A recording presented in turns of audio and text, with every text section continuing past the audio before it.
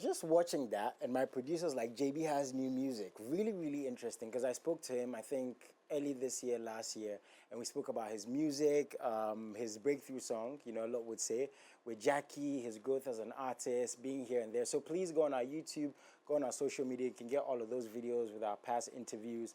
And no matter where you are, you know, we still support our own. So shout out to JB. Shout out to his mom, you know, her, his manager, you know, she's doing an incredible job. And to any young person, you know, chasing their dream, MX24 is absolutely ready to support you. Please send us messages, MX24 TV, every single platform, hashtags MXLIVE. Here, just in case you're wondering, we talk about everything, you know, that has to do with the industry, from the movie scenes, the music, those behind the cameras, as much as those in front of the cameras, I always say, because these are the people who make this industry what it is. And I always want to find out, are we growing? You know, is it a steady pace, or are we stagnant? You know, from the infrastructure to the creativity to the amount of content we're actually churning out. So, as always, sit back, relax, enjoy. I have my guest in the studio, someone I'm very, very big fan of. So I'm really going to enjoy today. We'll be right back.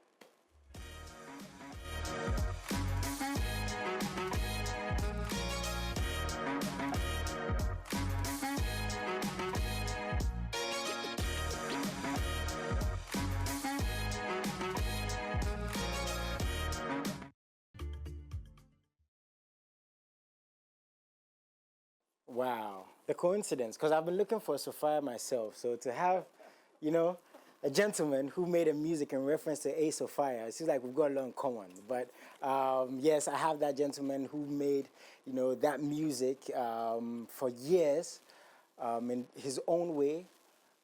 Ownership, you know, understanding who he is musically, not just about being commercial. And that's a lot we're going to talk about today. But the interesting thing for me is having an artist who's been doing this for many years, and the focus is not even, you know, about just the music. Now, I don't want to say, or should I say, you know, diverting or, you know, expanding, you know, into other arts in terms of where the music is placed. That's the focus for the conversation today. So please send us messages, MX24 TV, hashtags MXLive. If there's anything you want to ask, you know, the gentleman in the studio today, please send them coming through. Questions, suggestions, ideas. If you miss him, if you've been looking for him, he's here in the MX24 studios. I bring you the best guest, right? Trigmatic. Bro. How you doing? I'm good. You? I'm very happy you're here today. How's Sophia, though? I know. I'm sure she's fine. She's fine. Yes, she's fine. Yes. How has this year been for you? Let me start off like that, because, you know, for every artist, any business, sometimes you sit back and you look, you know, at years gone by, 5 years, 10 years, you know, 2 years. But let's look at this year for Trigmatic. What has been your focus as a creative? Well, this year has been a very, you know, beautiful year, good year for me, I must say. I've tried so many new things I wouldn't have ordinarily done. It's been a year of a lot of experiments. I've been running around a lot this year, but all for productive stuff. This year, I think it's been the year to understand the other side of the industry better, even though I've been studying around it. But I would assume, you've experienced everything. So this year is when we actually put it to work. We did a lot of things. And also the team came back tighter. So we've tried our hands on some very exciting things, one of which we're going to talk about later on the show. So it's been a good year, I must say. Yeah. You use the word experimenting. Is it easier for you being in the position you are to experiment because you've been doing it for so long? You talk to artists, you know, creatives who are like, I don't want to divert too much because I have an audience, you know, I am, you know, paying attention to. I do this for that audience. So, and the greatest people do take risks. Yeah. But in your position, would you say it's easier now, experimenting? Well, I think I've always been a believer of diversification. So for me, it's not new to me. I wouldn't say it's easy. It's not easy at all because you're dealing with a certain market. The Ghanaian market is a very complex one, I always say. They're very hard-headed people, you know, and so it's not easy when you are, I wouldn't say, when you are abnormal. You know, the biggest things that ever happened in this world that have made so much impact have been disruptive things. And so if you are a disruptor, people wouldn't understand you. You know, I mean, like I always say, you are not supposed to be understood anyway. So it's not easy. It hasn't been easy, but it's been worth, you know, trying and taking those risks. It's also given me so much experience, and it's been a beautiful journey. I wouldn't say it's easy. I wouldn't say it's difficult, but I would say give it a try. Always move. You know, that's the most you can do, because the worst that could happen is if you don't move, nothing happens. Nothing happens. You know, so just move, do the different things. Music is bigger than the stage, and it's bigger than records. So there are so many other sides to music that you can experiment. And so when you wait and just do one thing, you're just waiting for nothing. I don't know if you're able to choose, right? But would Trigmatic pick being an artist in this era, generation, compared to back then? I mean, things have changed massively. Social media has come into play. The amount of content that is churned out it's exponential. You're in your room, you upload, you know, it's out there, the world sees it. The way we consume. I think I was reading an article where our attention span is so it's so low. I think it's less than 10 seconds. And that's why these social media apps and owners, right, they have like very quick videos, you know, because they're studying the markets, they're studying human beings. But again, social media helps out with putting the content This out. is the best time to be an artist. Is it? It's the best time to be an artist. Compared to back then? Compared to back then. I mean, we did so many things. I always say I'm one of the few people that picked up my bag one day with my manager then in 2010 and said, you know, let's go around Africa. You know, we went to Nigeria. And if social media was big then, people would have known. You know, I recorded with Mo Cheddar, I recorded with Skills. I was in the studio with Skills and Wiz, you know, before Wiz became Wiz. You know, recorded with Skills, recorded with Mo Cheddar, worked with Shank, ID Kabasa, all those people on a project. We did so many things at the time, but you couldn't televise it because, you know, you probably have to wait for traditional media to pick it up, and it was a big deal. But now, you know, you can do all these things, just take a picture or record a video and it's out, you know, access. You know, so that's the power of technology, which is why we don't have to demonize it. I know that a lot of people from back in the day, sometimes they blame everything on social media. They blame everything on new media. But it's here for good. Technology is supposed to make things easier, you know, make it accessible, make it easier and convenient for us to use. It's just you knowing how to manage whichever technology you need to work with. For example, currently, if I'm booked for a show and I can't travel with my BVs and I have a harmonizer, I just pick my gadget, I go, I can use it and it will harmonize all of my things for me. You know, people are using all kinds of technologies. Now you even have keyboards that have the AI embedded in them. And so even if you can't sing, once the person playing is playing the right notes, it catches and you're able to sing. So it's a good time to be an artist, actually. Okay. Now, we're here to talk about a movie. And I was reading through the synopsis, paying attention to the characters in the movie, the story, and your hand in the movie. And what comes to mind, the first word that comes to mind is ownership. And I'm going to explain why I refer to ownership when it comes to this movie in particular, right? But before we get to that, do you think, as creatives in this part of the world, we own what we do enough? It could be through the food we're eating that we're projecting. We see what Afrobeats is doing on an African scale, but I'm referring more so to Ghana. The clothes we wear in our music videos, you know, the kinds of music we make. Again, not everyone has to make high life, right? Do what you want to do. But ownership is still ownership, you know? Bigging up the people before you is ownership. Saying, I was inspired by him, inspired by her, you know? That's why I'm here, you know? Mentioning certain names in an interview is ownership. From a holistic point of view, do we own what we do, what we create enough? Or should we do a bit more, do you think? Yeah, I think we should do more. I think we do own to an extent, but we should do more. Also, we are not as intentional about it as we should. I mean, by virtue of being an artist or a creative, you own the IP to whatever you've done. It's yours. As a country, we have things we own. Our folklores are ours. You know, our stories and all these things are ours. But it's up to us to really put it out as the owners of these amazing stories.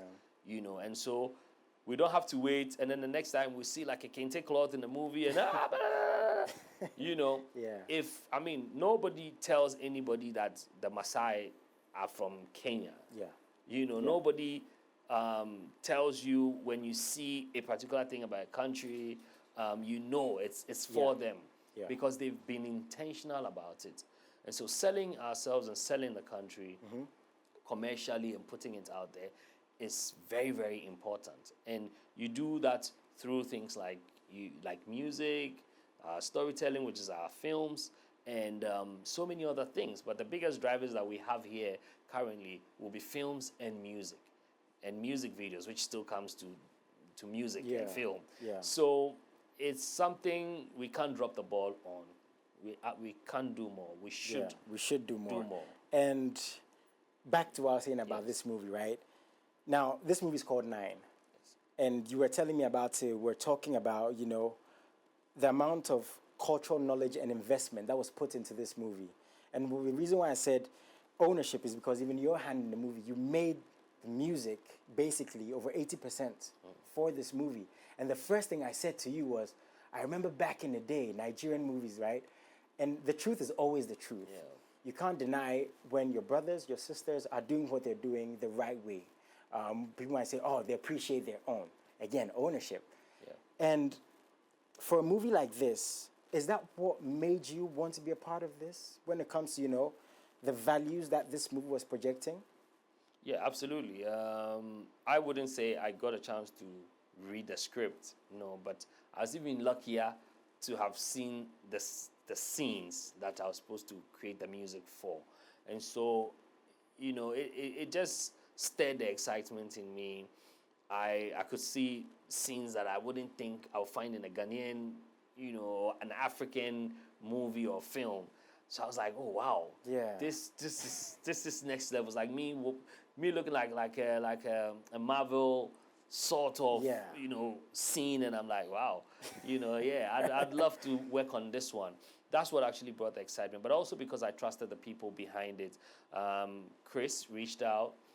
In fact, I bumped into Chris, you know, at the mall in South Africa when him and Angela were there working. It's taking them a long time to do this film, which is why I know, or I tell you for sure that the quality there is solid, because they work with South Africans, Nigerians, Ghanaians, and then people from Hollywood. Wow. You know, so for this movie. For the movie. And even the soundtrack. Look, there are times where we actually have to work through video calls. So I'll be talking to a music arranger and a sound engineer and myself and Gomez worked on it in Ghana here. And then we'll be on a video call with the guys who've worked on crazy movies. And so they knew what they wanted to hear. And that's the beauty of 9. That's why I can't wait to see the end product. You know, come Friday, I know it's gonna be crazy. Because, you know, in my mind it's like, oh, maybe Trick Magazine needed for a movie. He just goes make music and he just puts it in there. So you had to like understand the stories. So understand the story. And then Angela, who's the executive producer, she knew what she wanted. When she called, she said, I want you guys to put together like a local ensemble, so like an orchestra, and record the music live. And I'm thinking, wow, this one.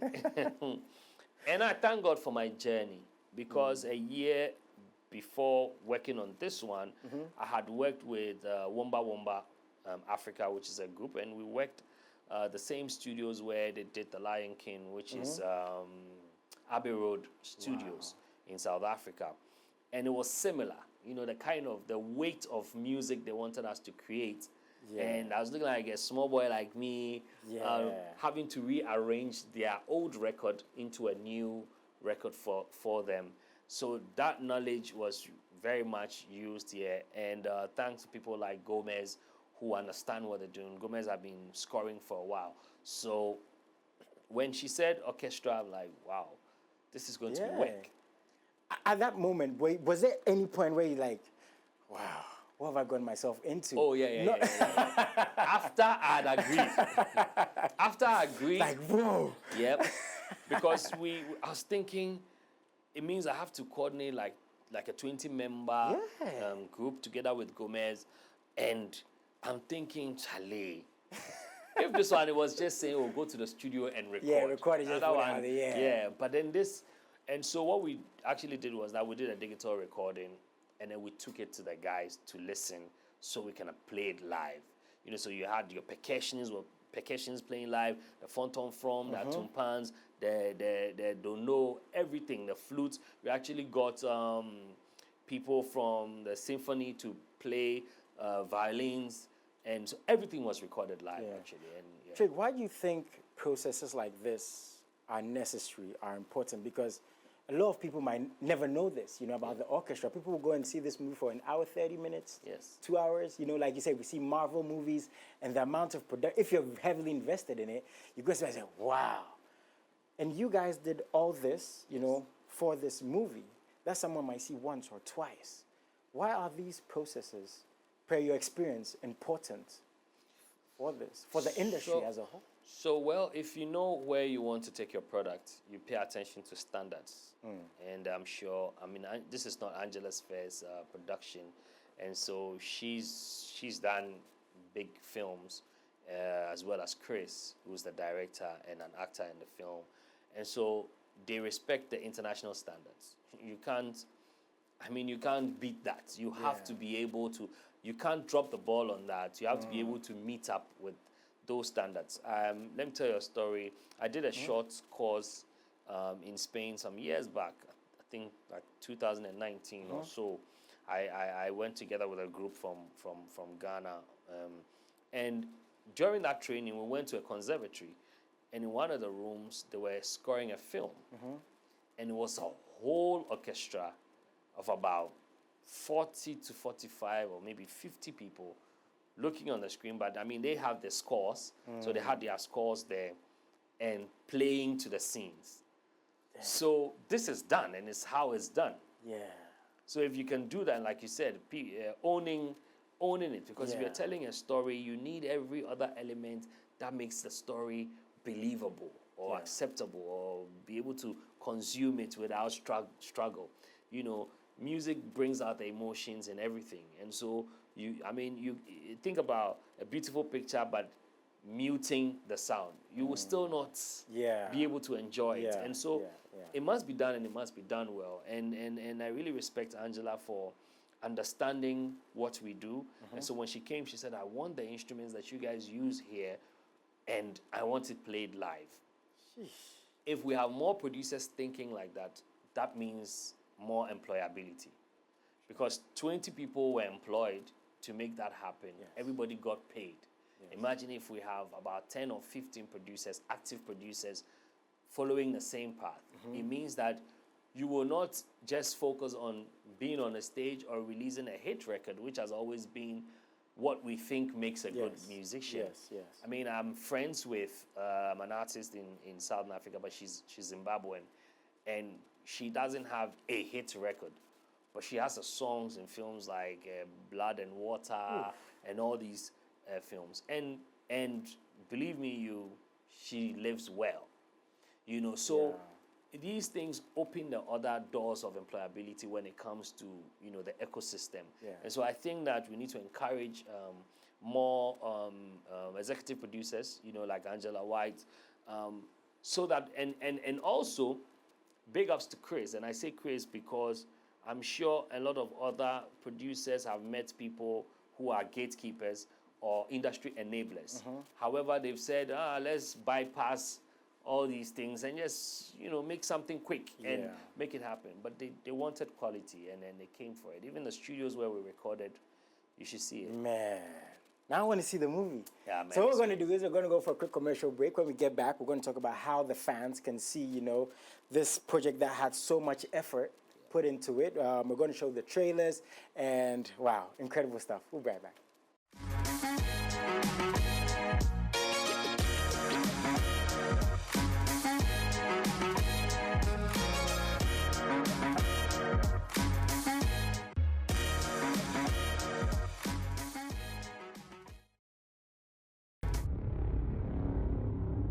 Hello? Hey, Aloni.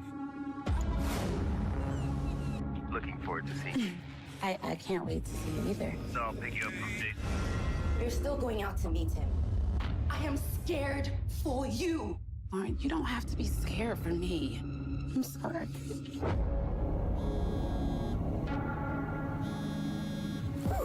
Yeah. What do you got for me? I'm gonna send you some information. That Britney's killer is definitely still here. How soon do you think you can get to Ghana? Ghana?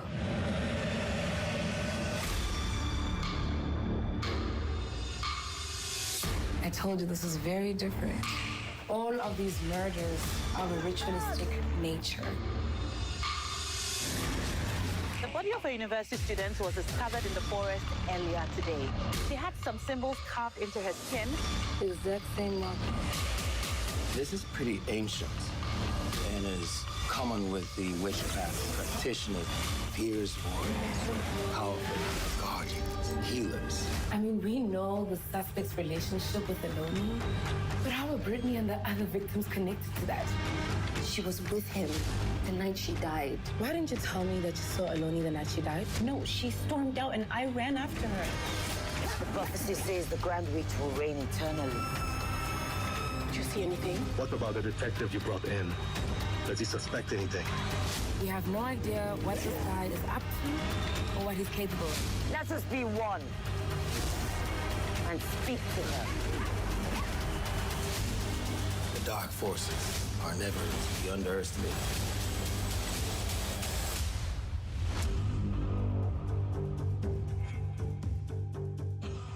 Yes, sir. Yes, we found another one. So I have been on a couple of movie sets, right? Just here and there.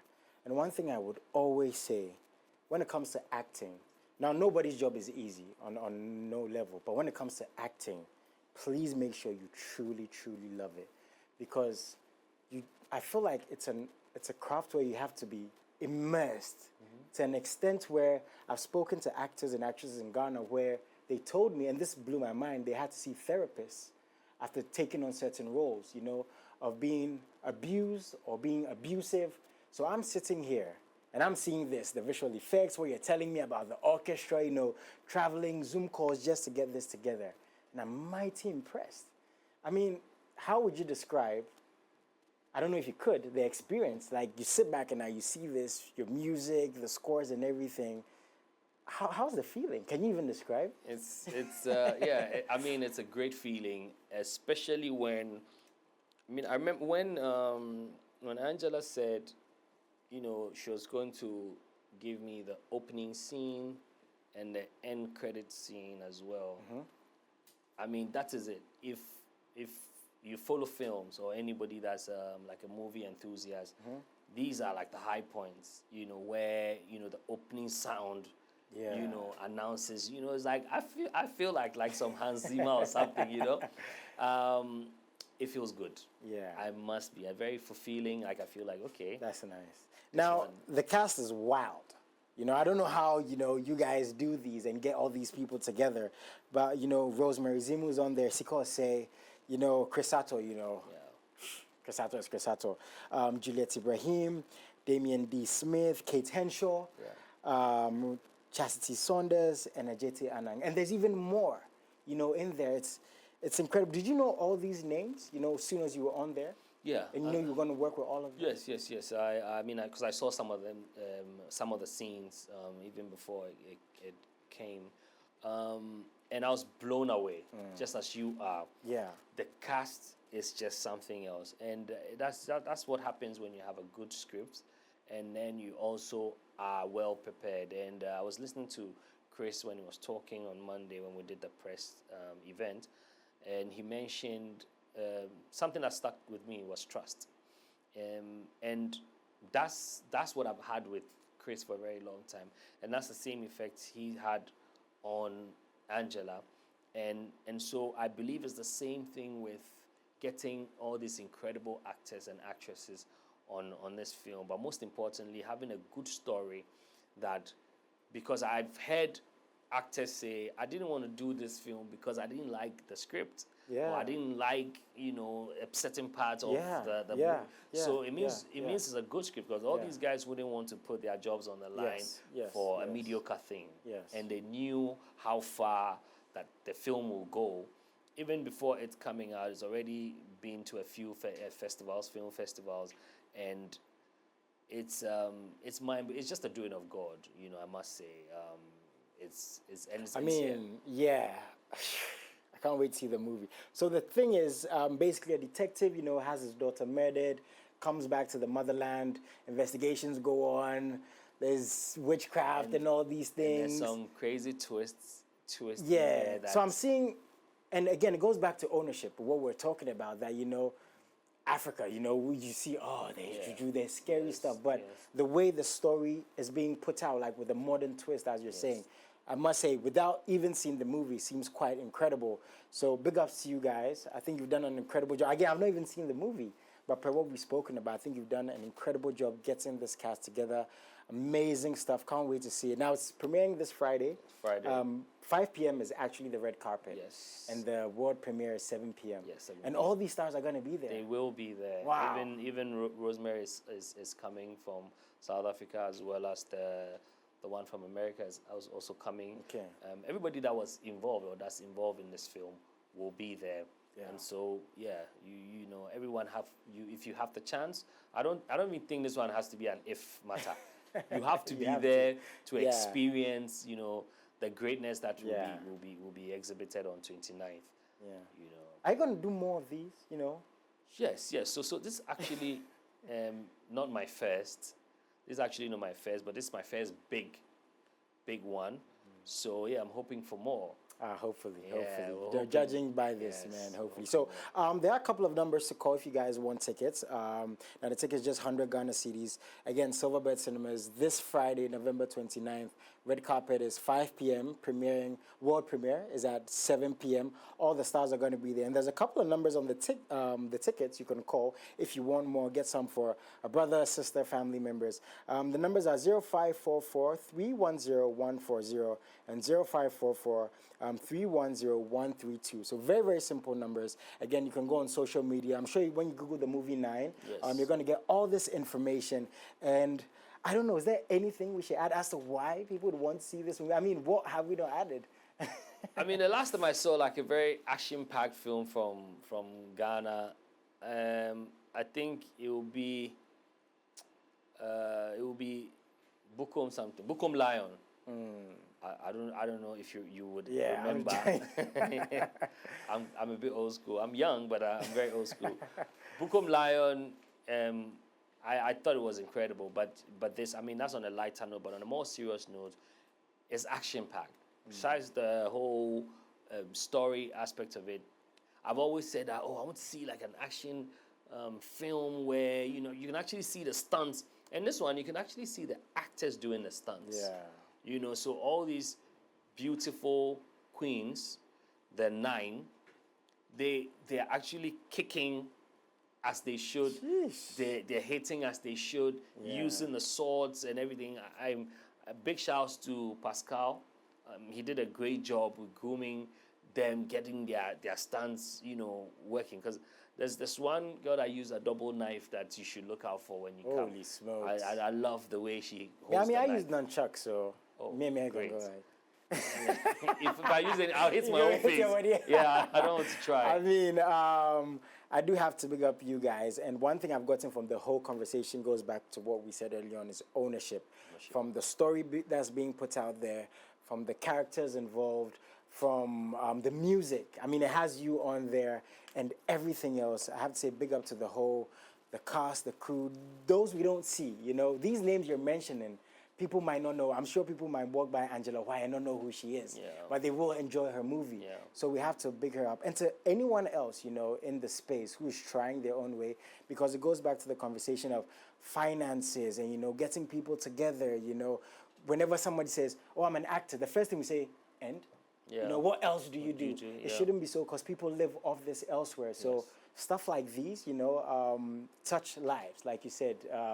They get people employed, and it goes a very long way. So I have to commend everybody who's involved. We do have to let you guys go now, but again, Friday, 5 p.m., 5 Silverbird Cinemas. That's the red carpet. 7 p.m. is the world premiere.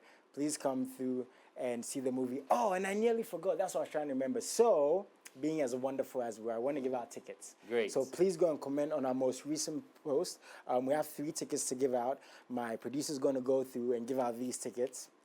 You know, we might be generous and give out even 5 because we're nice like that. But the thing is, we want you guys to enjoy the movie. We want you to tell someone to tell somebody else about the movie. And please don't miss it. It's an incredible thing, you know, our Ghanaian creatives are doing. So please go on our social media posts. Once again, leave a comment, you know, tell us your expectations for the movie. Tell us your favorite actors and actresses. You know, tell us about the kind of music you want to hear in the movie because we have the man who made the music in the movie. Anything, you know, in reference. Talk about the Ghana movie industry and you might just win yourself a free ticket. Again, MX24 TV, every single platform. Go on our Instagram and comment and you can see 9 incredible stuff. Once again, I do have to let you guys go. Have a very wonderful afternoon. I have to go and get what to wear for Friday. Now that's the problem. You have to. That's the problem because everybody's going to be looking like a superhero. My sword and nunchucks. Thank you guys so much for tuning in.